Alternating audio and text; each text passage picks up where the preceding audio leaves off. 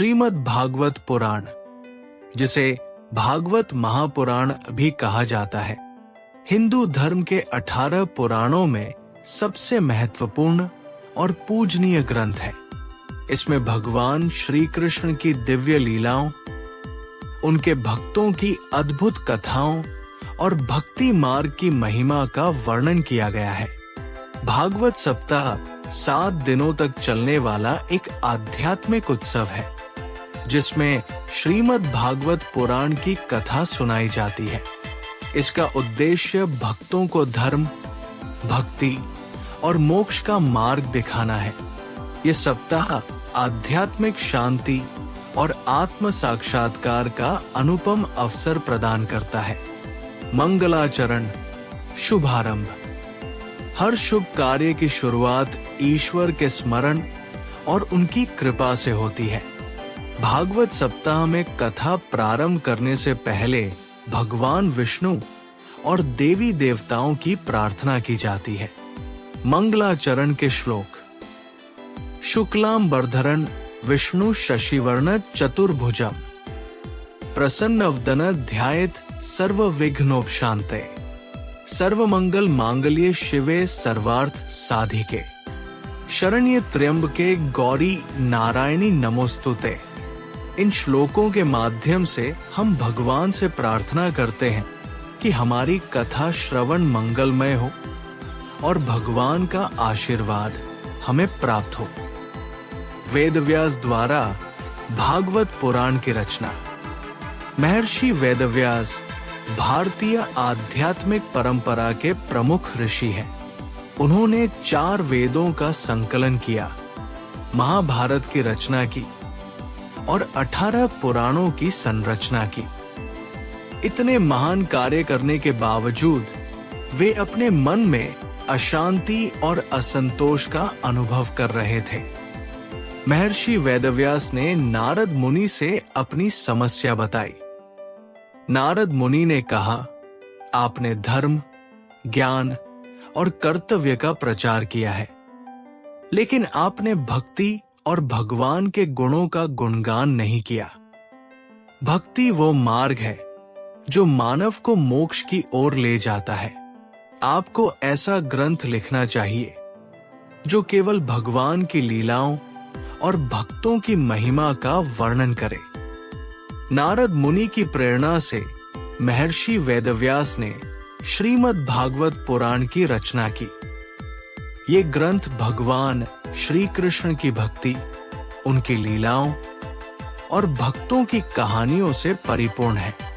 ये ग्रंथ मानव जीवन के सभी कष्टों को दूर करने और मोक्ष प्राप्ति का मार्ग दिखाने वाला है। भक्त ध्रुव की कथा, भक्ति और दृढ़ता का आदर्श। ध्रुव कथा श्रीमद् भागवत पुराण की सबसे प्रेरणादायक कहानियों में से एक है। ये एक बालक की अद्भुत भक्ति, संकल्प और भगवान में अटूट विश्वास की कहानी है। ध्रुव राजा उत्तानपद और रानी सुनीति का पुत्र था। राजा उत्तानपद की दूसरी रानी सुरुचि थी, जो राजा को अधिक प्रिय थी। एक दिन ध्रुव अपने पिता के साथ राज सिंहासन पर बैठना चाहता था, लेकिन रानी सुरुचि ने उसे धक्का देकर कहा, तुम इस सिंहासन पर तभी बैठ सकते हो जब तुम्हारा अगला जन्म मेरी कोख से हो। अगर तुम्हें कुछ चाहिए तो भगवान विष्णु की तपस्या करो। रानी के कटु वचनों से ध्रुव बहुत दुखी हुआ। उसने अपनी मां सुनीति से मार्गदर्शन मांगा। सुनीति ने उसे समझाया, भगवान विष्णु सभी दुखों को हरने वाले हैं। यदि तुम्हें न्याय चाहिए तो उनकी भक्ति और तपस्या करो। 5 वर्ष का ध्रुव जंगल में तपस्या करने चला गया। पहला माह उसने केवल फलों का सेवन किया। दूसरा माह उसने पानी पीना भी छोड़ दिया। तीसरा माह उसने अन्न पानी सब त्याग दिया और भगवान विष्णु के ध्यान में लीन हो गया। उसकी तपस्या इतनी प्रबल थी कि भगवान विष्णु उससे प्रसन्न हो गए और उन्होंने उसे दर्शन दिए। भगवान विष्णु ने ध्रुव को अमरता का आशीर्वाद दिया और आकाश में एक अटल स्थान दिया, जिसे ध्रुव तारा के रूप में जाना जाता है। ये तारा ध्रुव की दृढ़ भक्ति और भगवान में अडिग विश्वास का प्रतीक है। भक्ति का महत्व।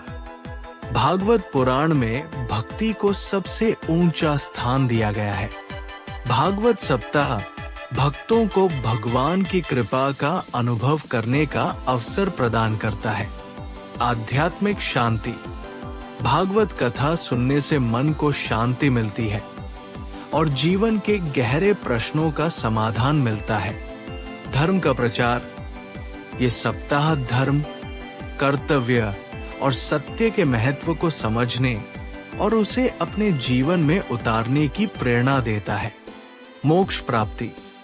भागवत पुराण के श्रवण और चिंतन से व्यक्ति को मोक्ष प्राप्ति का मार्ग प्राप्त होता है। निष्कर्ष। भक्त ध्रुव की कथा और श्रीमद् भागवत पुराण हमें सिखाते हैं कि भगवान की भक्ति और उनके प्रति अडिग विश्वास से जीवन के सभी कष्टों को हराया जा सकता है। भागवत सप्ताह केवल एक धार्मिक अनुष्ठान नहीं है, बल्कि ये आत्मा को शुद्ध करने और भगवान से निकटता प्राप्त करने का एक अवसर है। जय श्री कृष्ण।